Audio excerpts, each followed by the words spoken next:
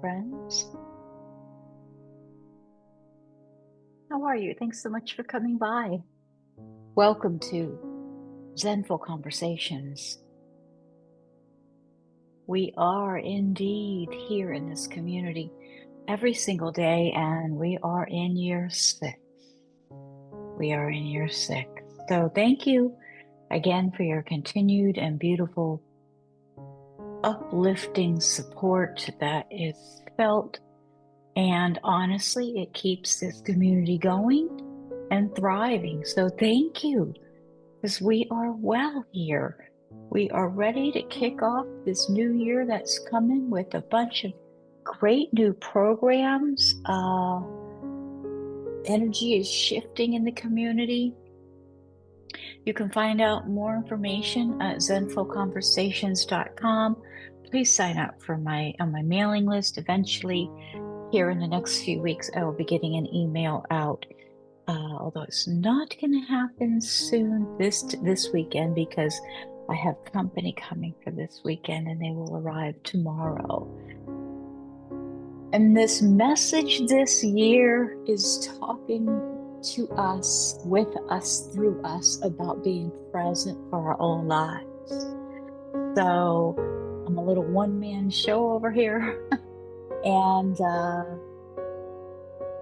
I'll send out an email eventually, but there's a lot of great things going on because I just received certification yesterday as the therapist, the yoga therapist, and I couldn't be more proud or more happy or more excited than to share therapeutic options that I have learned over the past few years in my studies. So I'm thrilled. So that will be coming up in the next few weeks for sure.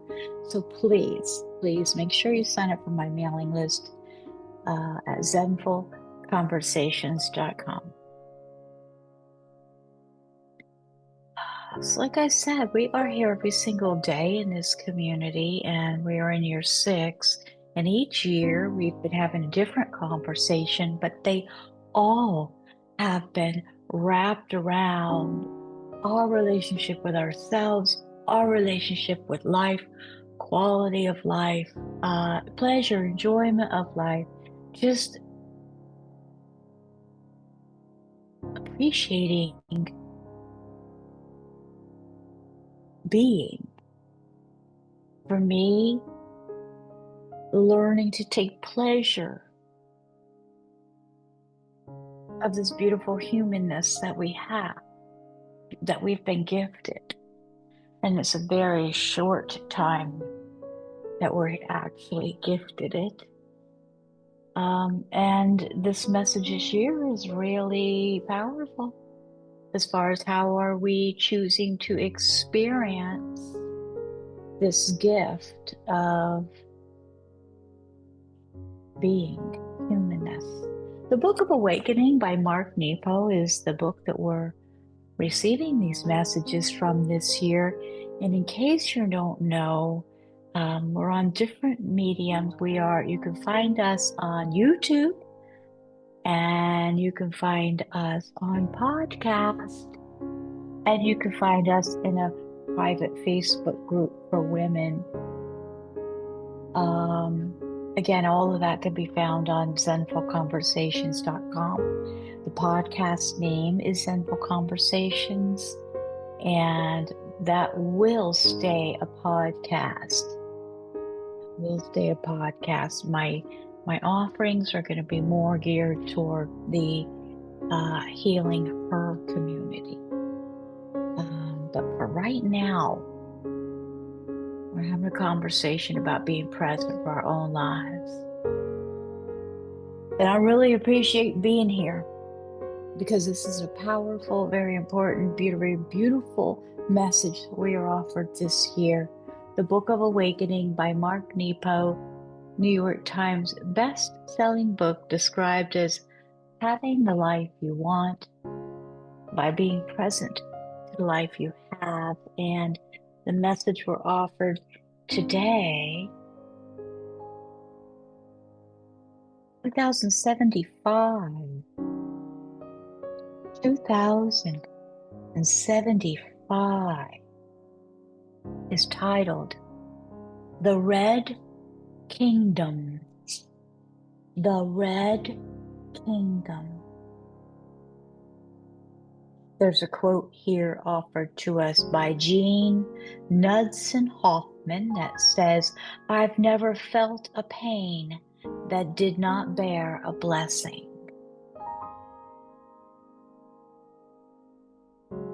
I've never felt a pain that didn't bear a blessing.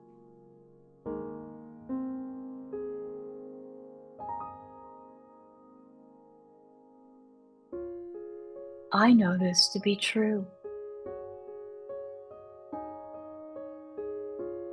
From broken marriages to losing a rib to cancer, to being laid off after 18 years of teaching,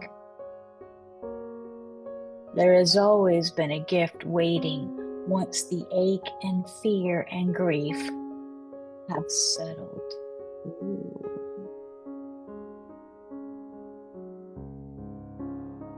To be clear, it is not the disease or the injustice that is the blessing. Though I am grateful for how my life has forever changed for experiencing cancer, I would not wish cancer on anyone.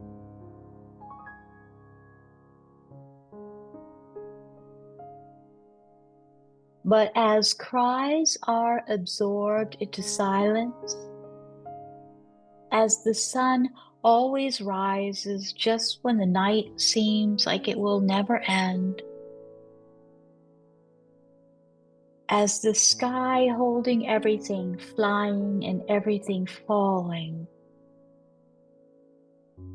there is something indestructible at the center of each of us. Though the pain of being transformed and rearranged while still alive often feels unbearable.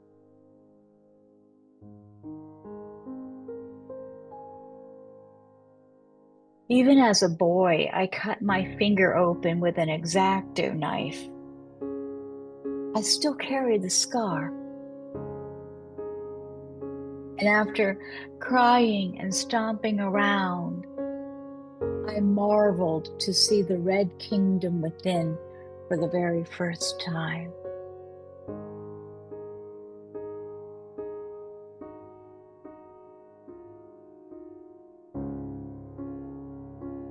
I'll tell you, there's a line that caught me in here, the very first paragraph.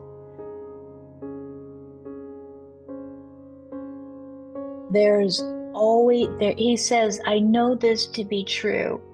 From broken marriages to losing a rib to cancer to being laid off after 18 years of teaching, there has always been a gift waiting once the ache and fear and grief have settled."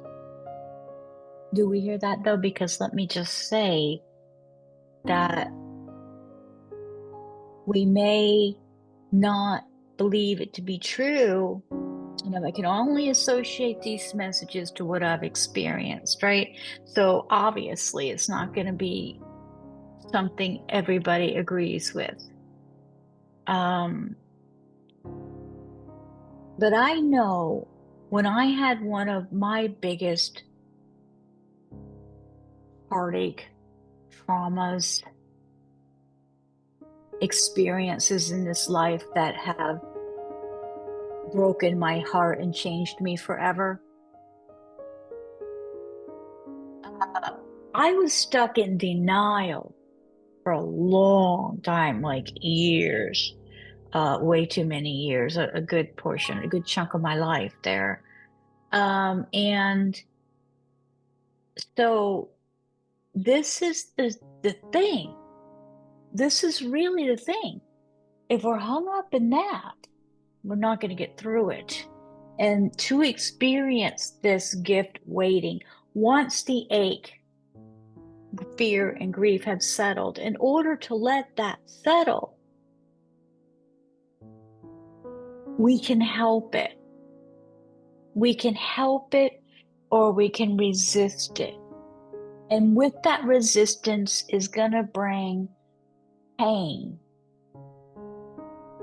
and suffering from my experience. This whole befriending and working with and softening it, and how can we love it? And the rosemary trauma, Wachola trauma comes to mind. How can loss be the place where beauty comes from?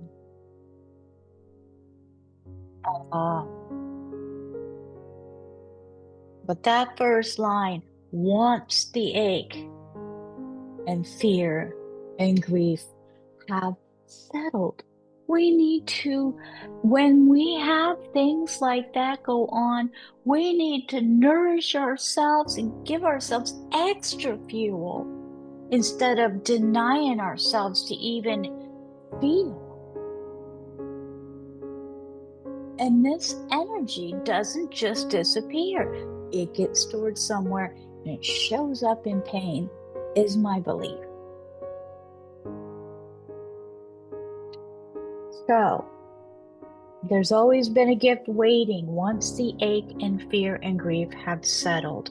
So perhaps if we're not experiencing that, maybe we can look at how we can help things settle. And it's challenging. Sometimes. I think with practice, which is what we're doing here, we have a better handle on it. We don't get caught up maybe so much in emotions and can be a little more of the witness. Practice being this witness body, which is a beautiful, very, very interesting and quite lovely practice, in my opinion, too. Let's see what the meditative exercise offers us today. What a message, though. This one definitely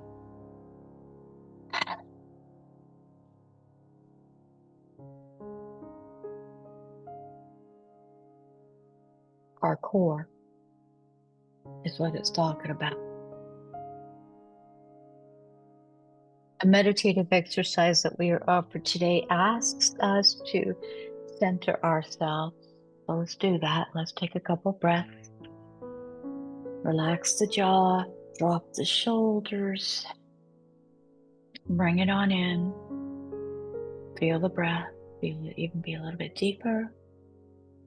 Center yourself and recall a time when you were healing from either a physical or an emotional injury.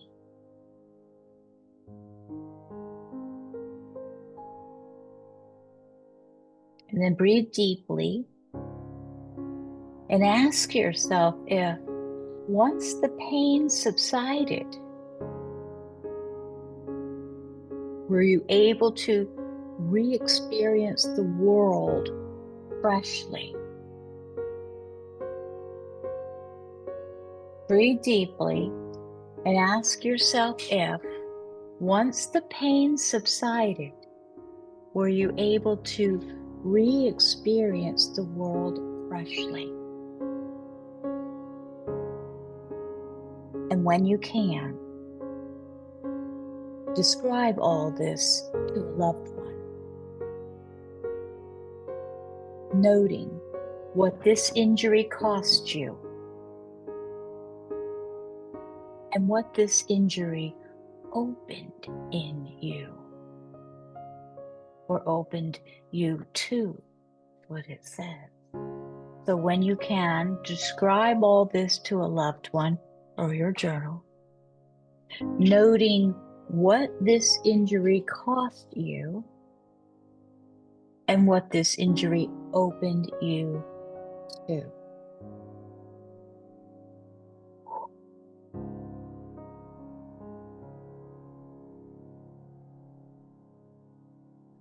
Well, enough said. Thank you, thank you, thank you for being here. And gratitude for your wonderful support. See you tomorrow. Namaste. Namaste.